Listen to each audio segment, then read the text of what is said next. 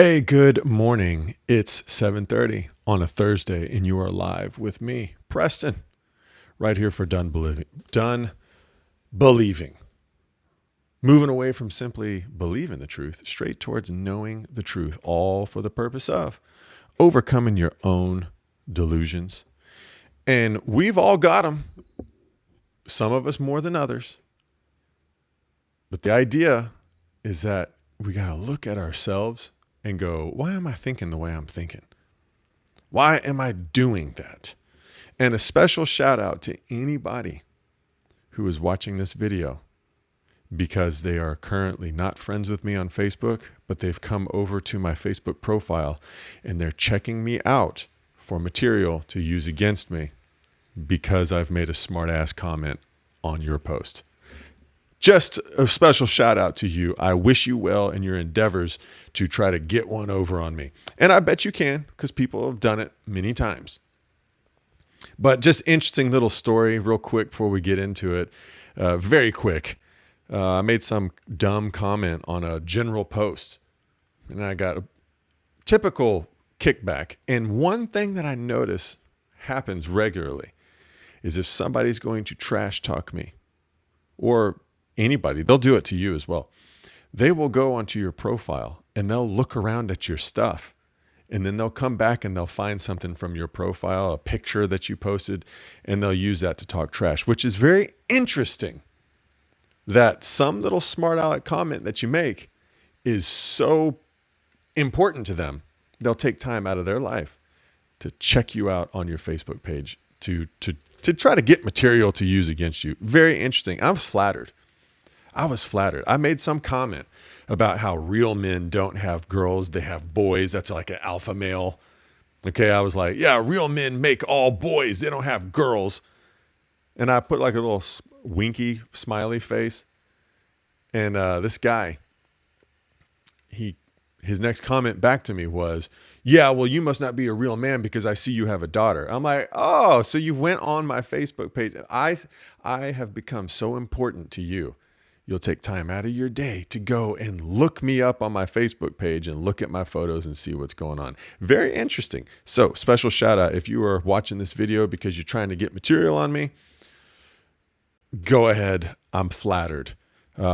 Here's one. I'm horrible at spelling. So maybe put something like that in your comment that you're going to say to me. Okay. I digress from that. Good morning. Hey, the question of the week. It's Thursday, so we're going to get to the question of the week tomorrow. And the question this week, here, I've got it. I'll put it up there for you in case you want to read it, in case you care. You might not care. I don't care. But hey, here it is. Do you take credit for your sinful desires? And I ask that question because I hear so many people giving God the credit and the glory for every time they do something good. They're like, oh, it's not me.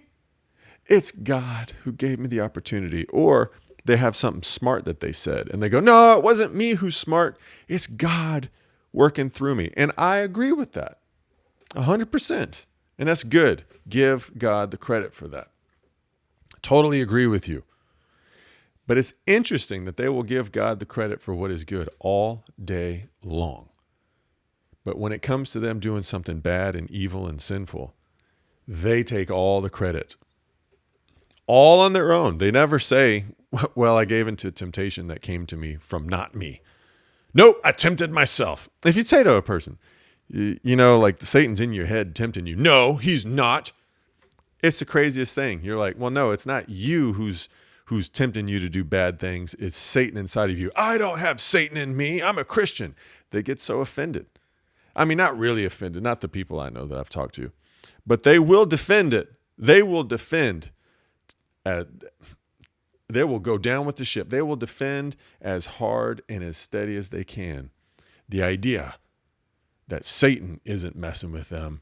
It's them screwing their own life up. It's the damnedest thing, Papa, it's the damnedest thing, but it exists. And that's why I asked the question, do you take credit for your own sinful desires? Think about that. Just a little something to think about. Hey, I want to get into it today. I was thinking about something. I'm always thinking about something. That's the problem. I'm an overthinker.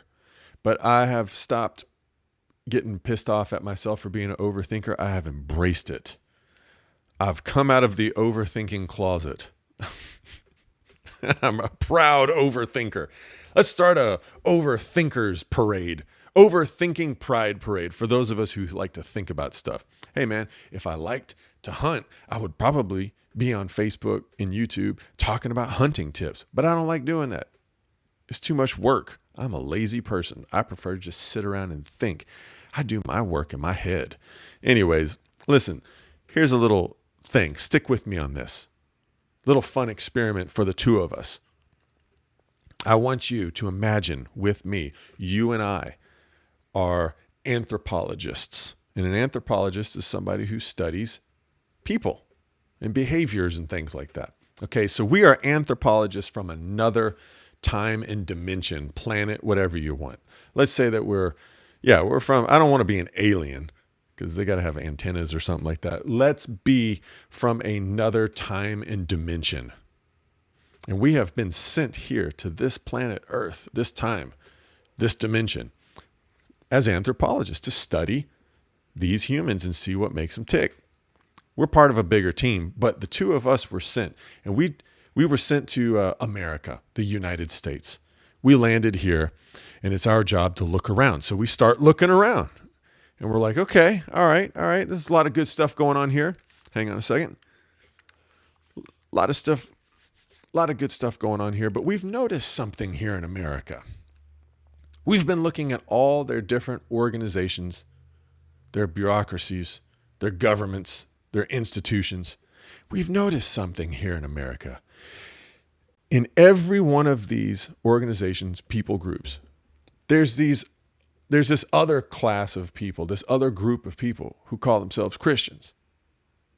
So we got no choice but to start studying these Christians a little bit closer. What is this? What's going on here? Who are these people? Even their politicians, even their most powerful, influential politicians, some of them claim to belong to this other group, not Americans, not even humans, Christians. What is that? So we look into it and we find out that a Christian is a person who believes in and tries to model their life after this guy named Jesus Christ. Not his real last name. I think that last name was given to him. But anyways, we realize, okay, these Christians are these people who are trying to model their life after this guy that lived a long time ago. Well, this guy must have been great. So who is this Jesus? So we go into looking at it. So we start our investigation by looking at the leaders of these Christians. It's not the leaders of the government, because some of the leaders of the government, like I was just saying, they claim to be of this Christian group. All right, so let's do that. So we're looking, we're checking stuff out, and we start to draw some conclusions about who Jesus is based off of the people who are trying to emulate him. And hell, as far as we're concerned, who are emulating him. They're very confident in their emulation of this Christ. So we deduce this. He must have owned tons of land. He must have owned tons of land and been a huge real estate tycoon. And we deduce this because of this little thing called church real estate. There's tons of real estate owned by these Christian groups and the leaders of these Christian groups that own and control huge swatches of land and real estate all around this globe. And like one of the biggest ones is this Catholic group that we've discovered. Not only do they own a boatload of land, they've also got a little chunk of land that is like their own Christian country. It's called the Vatican. Nobody can go over there and tell them what to do. It's their own little nation inside of there. Very interesting. This Jesus must have just owned tons of land. What's another one? Let's keep going. He must have written some great books. And we deduce this from looking at the leadership of this Christian group, because everybody who claims to be any sort of leader and has any kind of following behind them, once they hit a certain number of followers, and we've deduced it down, you and I, because we're good interdimensional anthropologists, we've deduced it down to once one of these Christian leaders hits like 10,000 plus followers, they crank out a book. And then they sell that book. It's amazing. So just this Jesus must have written a lot of really neat, interesting books to teach people how to be more like him. Very interesting. Very interesting. Wow. And that's actually confirmed because we've looked at some other religions, and those religious leaders also wrote books. Like, I don't know, this guy, the Quran we found, and it was written by this guy. And the Jehovah's Witness and the Mormons, they also have special books that were written by their leader. Amazing. So this Jesus, who lived a long time ago that everybody's trying to emulate, he must have written his own book, right?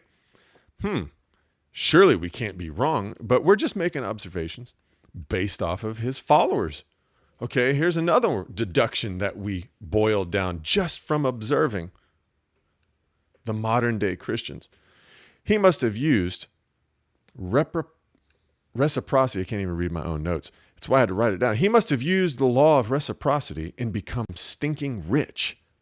That's right. He must have everything he received off of selling his books and his land. He must have taken all that money, given it away to poor people. And then because of the law of reciprocity, this God that he claimed to be the son of had to turn around and pay him back tenfold for what he did. So every time Jesus sold a book or sold some land, he gave all of that money back to poor people, and God 10 times over repaid him. So he must have used this law of reciprocity and become just stinking rich and powerful. Maybe that's why so many of the politicians here in America claim to be Christian, because it's a religion of power and wealth by using God's own laws of reciprocity. Amazing. Here's another deduction we made, and I'm going to get through these as quickly as possible. He must have been well liked and received by many people. Isn't that wild? Everybody who heard this guy talk must have been like, wow, let's do what he says. That must be what it is, because everybody we see now is not telling anybody that they're not a Christian. As a matter of fact, they're saying that most everybody is a Christian just by being born. They're already some type of son or daughter of God just because they were born. This is amazing, this Jesus and how he was and his philosophies. Outstanding. Everyone must have liked him. If anybody didn't like Jesus, they must have been a son of a bitch. And then we find out later that he was actually murdered. It blows our minds, but let me keep going. He began asking, wait. Oh, I'm sorry. Oh, I'm going to end with that one. That's right. That was the last observation. There's many more, but I'm going to stop with that one. So we looked at all these and we looked into them and we realized, wait a second, Jesus didn't write any books. Unlike all these other religious leaders and religions, he never wrote any of this stuff down. Why is that? It was just people later on in life wrote stuff down about him. Interesting. And he definitely didn't sell any of the things. We noticed, we're anthropologists, right? We're going to stick with this analogy. We noticed that religious leaders, when they get these books, they credit God for having given them the insight of the teaching. And God gave it to them for free, but then they turn around and sell the book enough to live off of the money that they make. But now we realize that Jesus didn't actually do that. Interesting. Then we realize Jesus didn't actually own any land either. Neither did any of his followers as far as a group. They didn't group own anything. They personally owned houses. But we realize that they as a Christian group didn't really own much of anything. Wow. Okay. He didn't use the law of reciprocity to get rich. He gave freely of himself and didn't expect anything in return. Wait a second. That's not what we're being told in the example that we're being given by these religious leaders of today. Let's keep going. He must have been well liked by many. Wait, then we learned that, as a matter of fact, he wasn't well liked, and even his closest friends, because he had 12 of them. We figure a guy as popular as Jesus today must have had a lot of friends, but it turns out he only had 12. And out of that 12, there was only 11. And out of that 11, they all took off and ran away from him and hated him. They were afraid. They were so afraid they couldn't stick by him. And everybody else who was like cheering him on ended up being the ones that put him on a cross and killed him. His own race, his own culture. It's crazy. So, as an anthropologist, based off of our observations of these Christians as a group, we realize, well, there's no such thing as a Christian because none of these people are like what this Christ was like. Fascinating. So then we do something different as an anthropologist. We turn and we begin to interview individual people, individuals. And we say, hey, you're a Christian. Yes. Tell us about why you're a Christian and what makes you a Christian. And by talking to individual people, we begin to realize there's some weight behind their testimonies. Actually, in the life of an individual person, we start to see, well, this person used to be like this and now they're different. And as a matter of fact, they made a decision to start following Jesus and their family turned against them. Their friends turned against them. They're being called a bigot. And this person over here used to be rich and greedy, but now because they became a Christian, they're actually not rich and greedy. They're sharing and generous with their money. Interesting. So on the grand scale, when we looked at the organizations and the leaders, we deduced that there's just no such thing as a Christian because none of these people are like Christ. But then once we actually started looking at individuals, we found these individuals within themselves are like Christ. Amazing. Amazing. Now, if you've been with me this whole time, if you've watched this whole time, this whole video, I just want to say this has been a little bit of satire. This has been a satire. I shouldn't have to spell it out for people, but I will. And my point is, if you look around at the example of Christ that is being portrayed by the religious leaders, you will determine one thing and one thing only. There's no such thing as a Christian. Pretty bleak, isn't it? Kind of bleak. Wow. Just give up. But if you look at the life of an individual, if you get to know people, if you give a damn about another human being enough to really listen to them, you will find that indeed there are Christians. So my advice as an interdimensional anthropologist is just get out of the crowds and get to know an individual person. That's what Jesus did. Jesus only had 12 friends, close friends. And out of those 12, he really only had 3.